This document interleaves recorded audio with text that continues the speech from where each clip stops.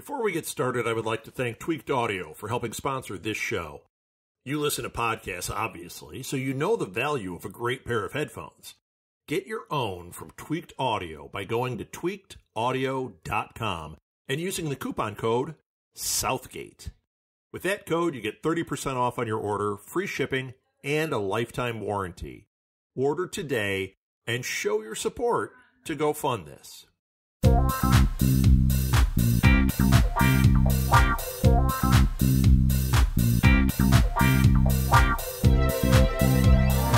Will, I am so excited to have you on this show. You've been on my shows before and never met me, so that's kind of funny.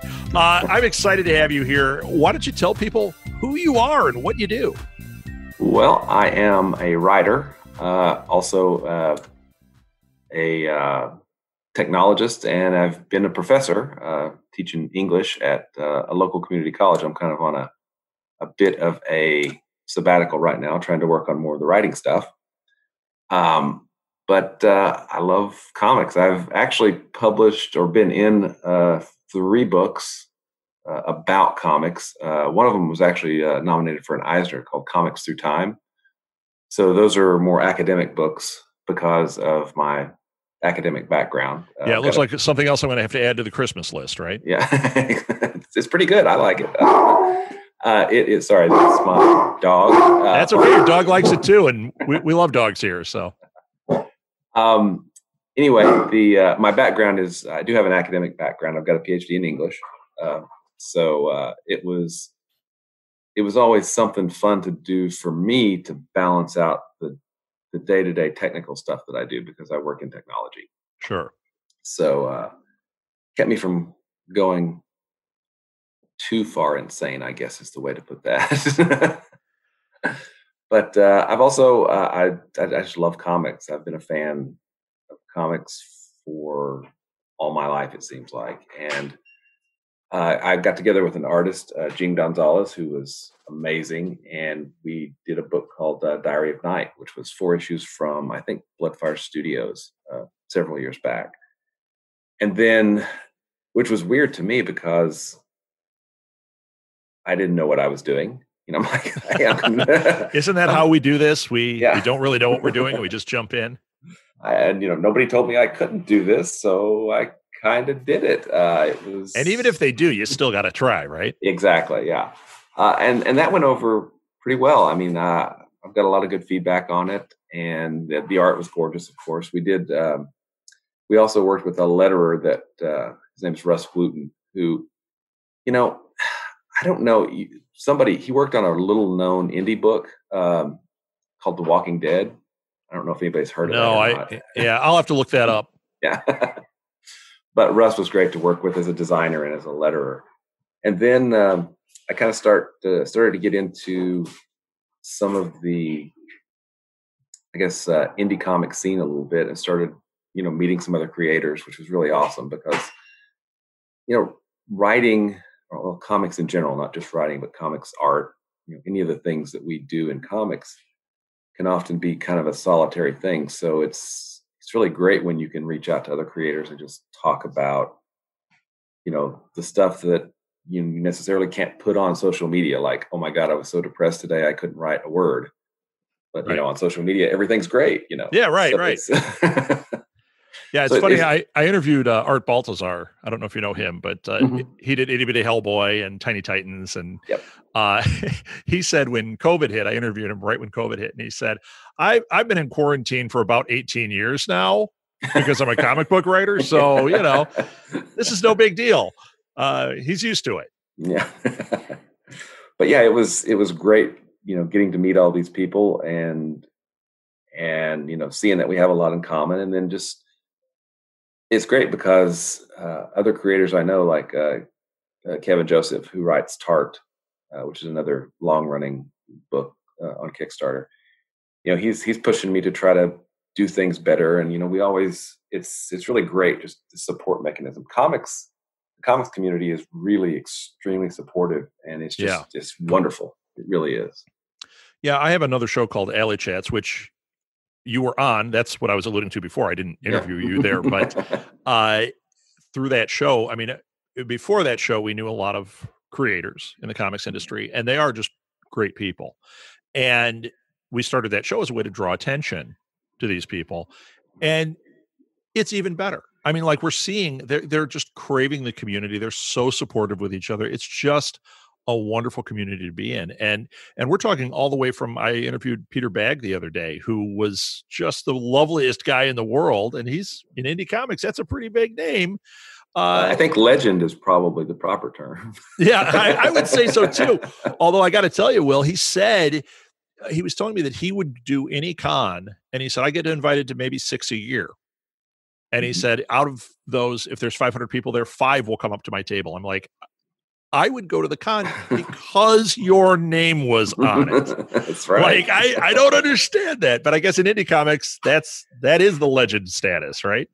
Yeah, that's right. Absolutely. But yeah, I mean, it's so wonderful, and especially this year when we don't have that normal physical camaraderie that we would normally get through cons, right? We're stuck with Zoom meetings or email or Twitter, or you pick your medium there, and that's how we get to interact with each other. But it's honestly, that's something that this last year has been. It's been, of course, really weird for everybody, I'm sure. But it was early on, it got, at least for me and several of the people I know, it got extremely difficult to kind of do the creative thing, just to keep going on a day-to-day basis. And you weren't getting that fuel that you normally get, the external fuel. Yeah. And it was kind of tough. So I reached out to Kevin and said, hey, I know I need to decompress. Maybe you do too. Maybe we can just get together on a big Zoom call with, we'll invite some of our other friends, and and we've been doing that for months, and it's so awesome. Just sit and talk comics with, other creators. And we just, hey, what's going on with you? What's going on with you? Haven't you got that done yet? Where's my copy? I just backed it yesterday, Right. It's a direct line to their Kickstarter, right? Exactly. Yeah. Yeah. So, okay, you've got a Kickstarter. Let's get there. Okay. Kickstarter you've got going right now is for Crossover Division. Mm-hmm. Tell me about this project. Well, it came about as I was jogging, I was out running. I haven't run in a while, you can probably tell. So, but it's been a few years. But I got to thinking about the role that fictions play in our day-to-day lives, and how some things that really are fictions can be taken as truth and directly affect reality. So let me back up a little bit. I have an economics degree. That's my bachelor's degree. Then I've got a master's in English and a PhD in English. And one of the things that always surprised me is the term trickle-down economics, which is completely made up. It's right. There is no truth to it, but it's been the basis for policy by our government for 4 decades. Right. So you have this fiction, this lie, that has somehow warped reality, right, to change it so that it's suddenly quote unquote true. And I got to thinking about, how could I kind of dramatize that? And I got to think, well, what if stories started taking over reality? How would you fight that? Why would that happen? And there are reasons we get into in the book, of course. But so I came up with Crossover Division, and I have 2 agents, an English professor, I wonder where that came from, and a research librarian. Let me guess. They consult an economics professor every once in a while. Maybe we'll get into that later. We'll get there. But they basically have to kind of run around and stop these incursions of these fictional realities, because there are these super fans that become so into, or just fixated, obsessed with a work of fiction, and this work of fiction is popular enough that there are other people that feel this way about it, across the world, that somehow that that fiction starts to invade our reality. Cool. So it's that idea of a tulpa. Mhm. So if everybody reads and is really into this one concept, it actually becomes a tulpa. It becomes reality in our reality. The dream of 1,000 cats. I love that, man. I love that. I don't know if I'd want to see the dream of 1,000 cats, but I don't think I would either. I'm not a cat person at all. yeah, wow, man, that's one big litter box. Yeah, gigantic. Yeah, so that is such a cool concept. So you have these two agents that are blocking this theoretically. Now, I do have a question, and this is more from the creative end of it. Since you are playing with story, are you having to go with public domain story, or are you that was the decision looking for others? That was the decision I kind of made early on, is that I wanted for two reasons, actually. I wanted to keep it public domain because obviously I'm not Disney, right, or Time Warner, but there are so many just really powerful and culturally significant stories that we don't almost recognize them anymore. I mean, if you look at pick a sitcom, or pick a police procedural, or pick any kind of show on TV, they're probably going to have a Christmas Carol episode. Right. Right. It's woven into our psyche at this point. Mm-hmm. And there are so many works like that. I mean, you look at Frankenstein, or Dr. Jekyll and Mr. Hyde. Sure. So I really wanted to try to get to those works that were almost cultural touchstones that everybody would kind of know because they grew up, in America, Well, it's like how people believe in vampires because of a story. Yeah. I mean, Bram Stoker's Dracula. Yeah. There were stories before, but Bram Stoker's Dracula is the one that changed that. And there are people that fully believe that's real. They may not go, "Oh, it's Dracula," but all the things they learned from that book are reality to them. Well, and I actually put a little kind of background into this, is that up until the invention of the printing press, there was no one story. There were lots of this oral traditions where people would know this version of the story or that version of the story. What the printing press did was crystallize those versions into one that then everybody could agree on. Well, that's where it started. Yeah. Very interesting, Will. So, all right. So we get the idea of the book. The Kickstarter is, you are launching the book. This is like issue 1 that you're trying to get out there with this? Yes. The scripts for the first 4 issues have been already written. We'll be doing some editing on 2, 3, and 4. What we did initially was we did an 8-page story. So it was kind of think of it as a date for us comic creators. I wanted to see how I would work with Pablo as the artist, and how I would work with the letterer, which is Brant Fowler, and the editor. At the time, the editor was Jim Gibbons. We've since moved to Hassan Osman Elhau, who does Strip Panel Naked and the Eisner Award-winning Panel by Panel. I like to say that members of my team have won Eisners. It's really awesome. You know what? It's actually a really good thing to say, man.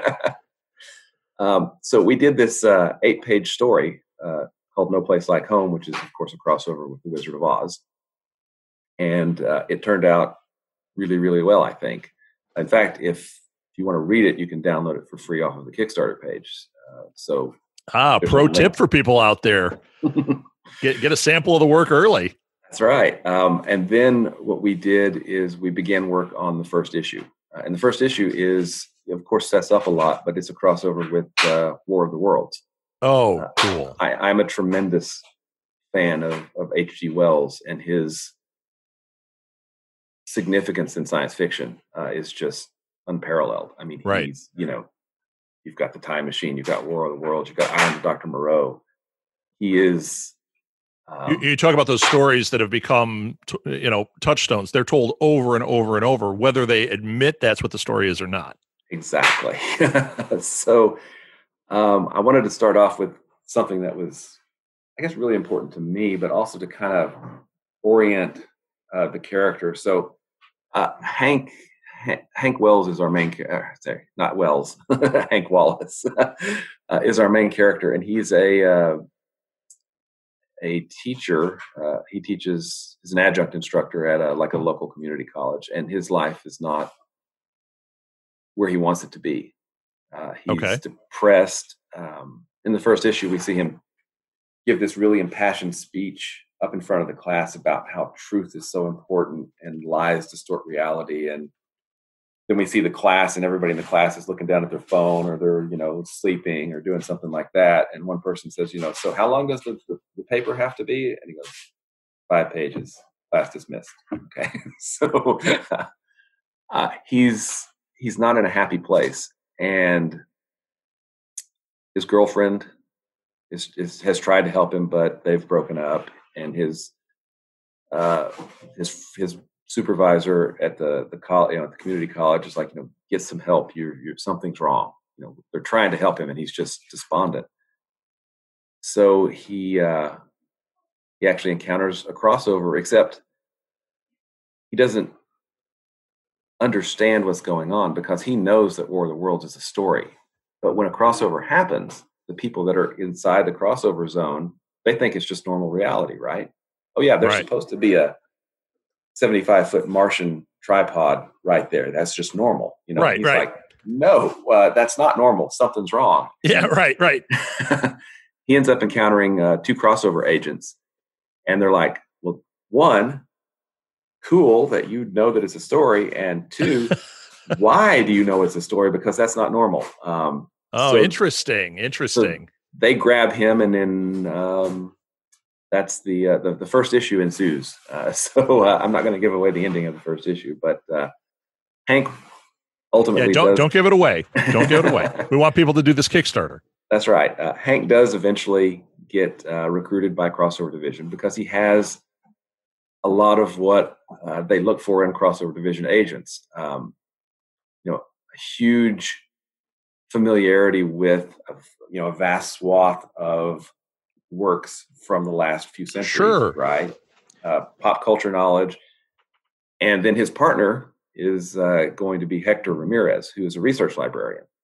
So one of the things about a crossover that's kind of cool is that if you're in the crossover, well, let's say you're crossing over with War of the Worlds. Well, that book doesn't exist in the libraries. It doesn't exist in the crossover zone.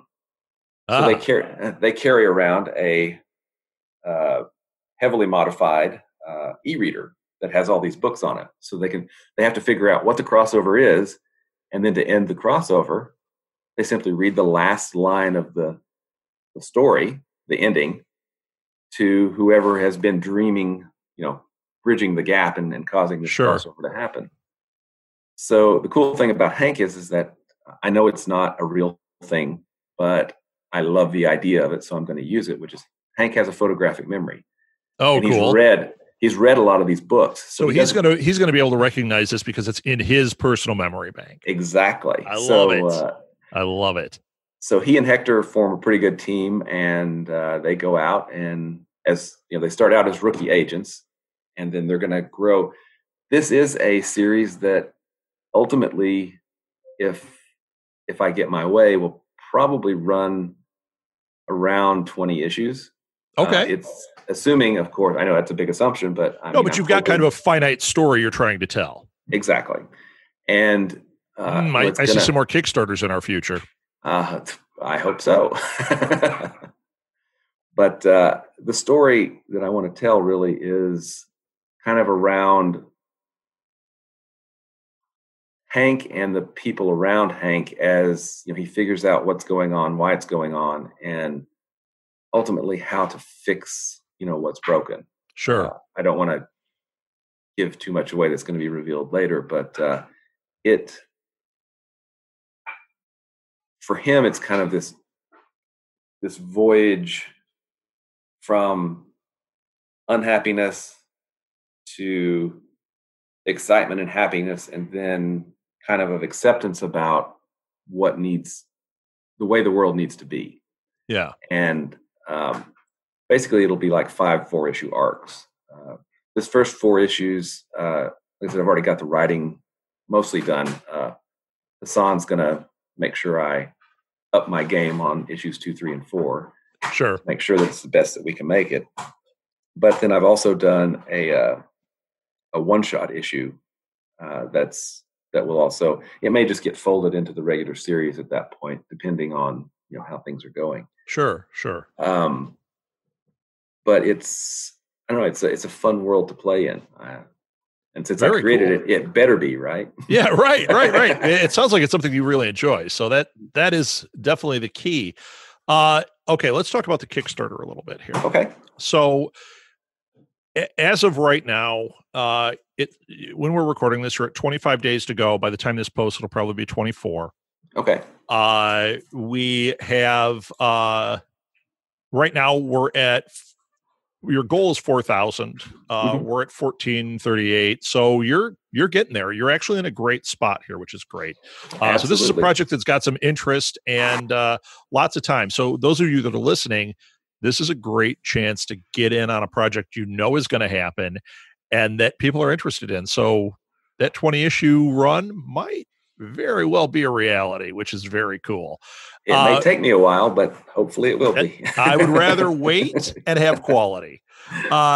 So not to point fingers at certain other comic companies that have great ideas, and by issue 6 you go, okay, I'm done. Take your time is what I say to them. So, okay, you've got your tiers. Why don't you highlight a couple of different tiers? You don't have to go through all of them. Just highlight a couple that you think people would be interested in. Well, I think the 3 probably most important tiers are like the basic physical issue. That has a standard cover by Pablo Martinena, who is our series artist, and it's a beautiful cover. It's got Hank and Hector with kind of some things to come arranged behind them. You see, the Wicked Witch of the West. You see the Martian Walker. And then you see some other things that hopefully will be interesting. Things that are leading somewhere. Okay. Our second cover, so the next tier up is the 2 cover edition. So I've got 2 alternate covers. So in this version, you get the standard cover by Pablo, but then you also get a cover by Connor Hughes of White Ash. Cool. And the Game and the Adept, and it's a beautiful cover. It's the Wicked Witch with a nice crystal ball. It's got flying monkeys, and hey, we have to be totally honest. Monkeys are cool. Right? Yeah, they are, and flying monkeys are. That just ups the cool beyond. And exactly. You've got a picture of that cover on here. That is such a striking cover.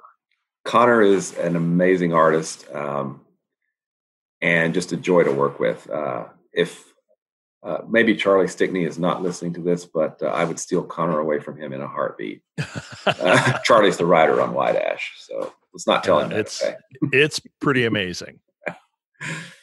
So then the third, all 3, then the next level up would basically be all 3 covers. So you get the Pablo's cover, which of course is beautiful and I love it, and then Connor's cover, and then a good friend of mine is Stefan Roux of DC Comics and Dynamite, and he's done so much work across the industry and Marvel. He is, in my mind, he's a superstar, and I think that's literally the case. He did our 3rd cover, and it's pretty spectacular as well. It is spectacular. I'm looking at it right now. It is amazing, and it has some, it has the Wicked Witch. It has a certain Martian tripod, and then it has a couple of things to come as well. Perhaps you can identify those, perhaps not. Oh, I got them. I'm not going to spoil it, but I got them. Plus, you get that temporary tattoo on that one. That's true. Which is cool.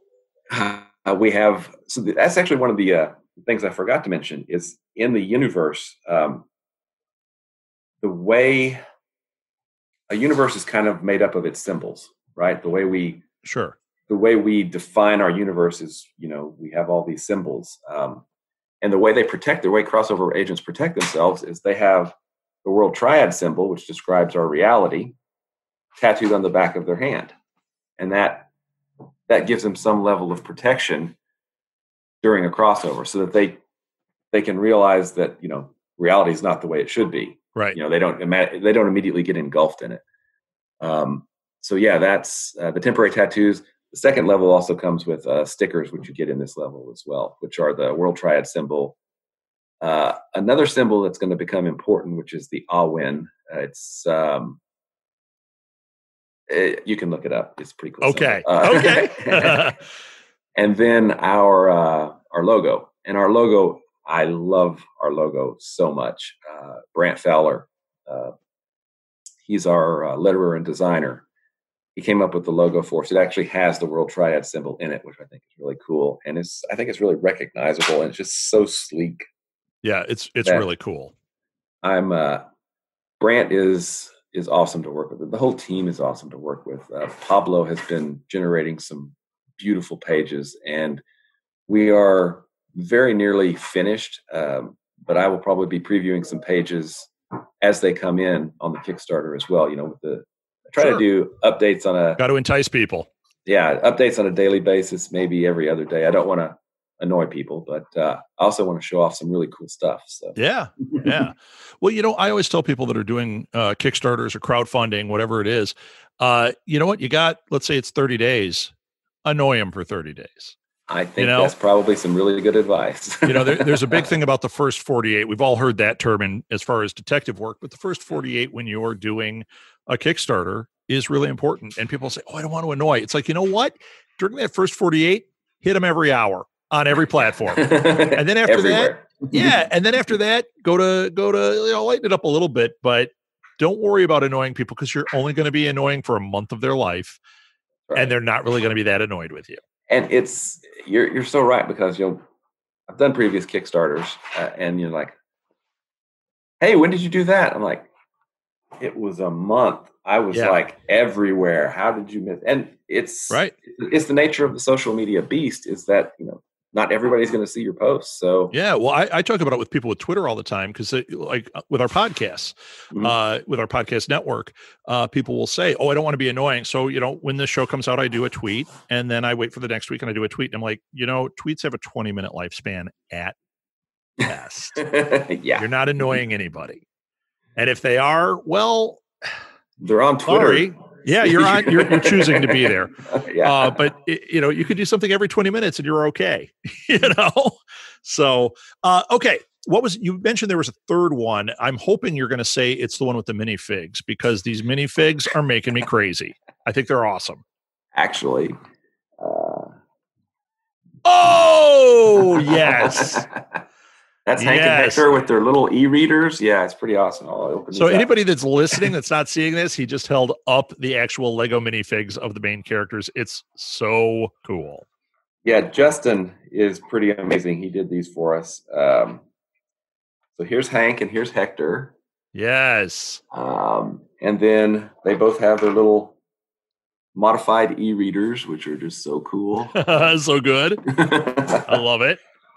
But yeah, the minifigs are the next level up. You get all three covers and the minifigs. So I try to make sure that as the price tag for each reward tier goes up, that I'm jam packing that reward level with as much cool stuff as I can to making sure that if somebody's going to back at that level, they're really trying to get I'm trying to give them as much value as I can for that level. Right.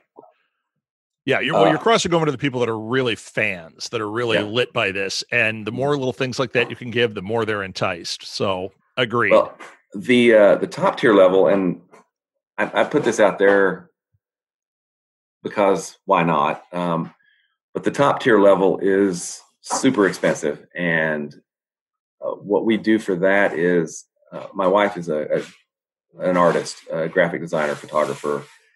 And we learned how to make books. So for that level, not only will you get a Kindle with the laser engraved World Triad symbol on the back of it, sure, which is what Hank and Hector use, you'll also get a handmade book of the War of the Worlds and a handmade book of the Wizard of Oz. I'm looking at it on here, and they are so cool. I think you could get people at that. I mean, it's so tempting. Plus, you get all of the other stuff. Right. Basically, we build up to those. And I haven't announced it yet. But you know what? We'll announce it on this. How about that? We got an exclusive. You Let's got an do exclusive. A reward level that is going to be unveiled probably tomorrow is going to be a virgin cover variant. It's going to have all 3 covers without any of the trade dress on them. You'll get the 3 covers as well, but then you'll have 3 covers that are just the art. Just the art, yeah. So hangable. Yeah, and I love that because the art is amazing. Not to take anything away, I think Brant does an amazing job with the design of the trade dress, but there's something to be said for just the art, you know? Yep. No, I agree totally. That is really, really cool. Okay. A couple more things. First of all, our risk is really low, as everybody can hear. So that's not a problem there. It's going to happen. This project's going to happen. There's no question. So get in on it. The other thing is, what about stretch goals? Well, there are some that I'm holding in my pocket at the moment. You don't have to reveal them here. We've already given some big spoilers. So, but there are some stretch goals. If we can get over this 4,000 hump, you're ready. Exactly. I'm ready with some, and I think they'll be pretty cool. I think the fans will like them. At least I hope they will. Okay. Very cool. I'm sure they will. I mean, this is a great project. This book looks amazing. I really encourage everybody to support it. I know the people that have listened to this show have been very supportive of the other, especially the comics things that we've done. We've had a lot of support coming there. This one, I'm telling you, deserves your time, deserves your attention. Another thing that people can do to support this is tell your friends, share it, tweet it, get it out there. I'm sure you'd appreciate that, right, Will? Oh, you bet. Absolutely. Annoy your friends. He's only got 24 more days. So that's right. And if they get really annoyed, you say, Will told me. Exactly. So, just blame me. Yeah, he'll take the heat. Will, where can people find you?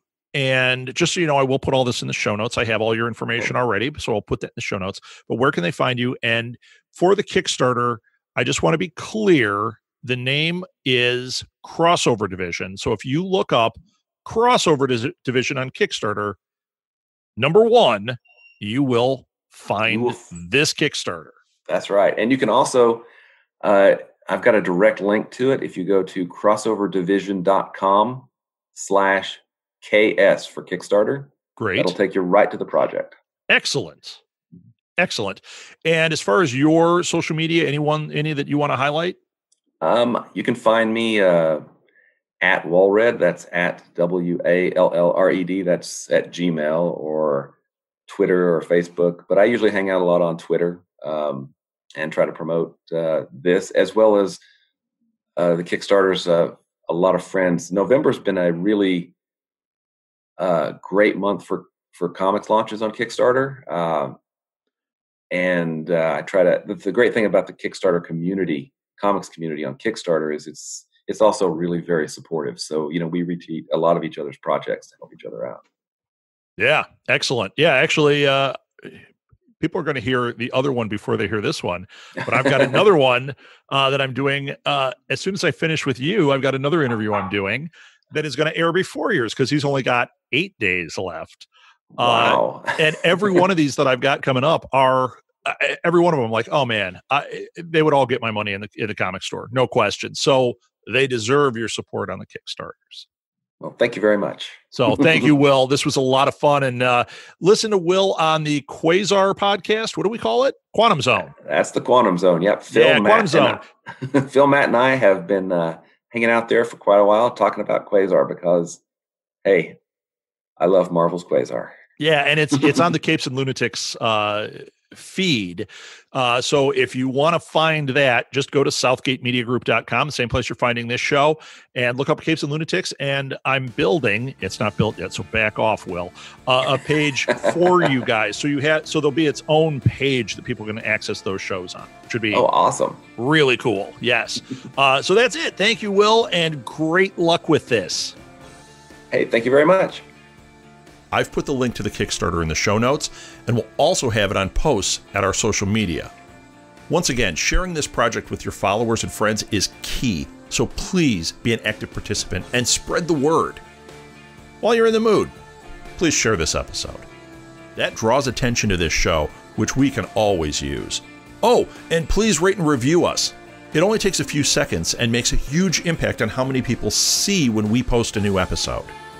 If you have a crowdfunding project, reach out to me at southgatemediagroup@gmail.com, on Twitter @rsouthgate, or on Facebook at Go Fund This Podcast. Tell me a little about the project or what you create, and I'll consider featuring it on the show. I would love to help you make your project a reality. Thanks for listening, everyone. Until next time, go fund this.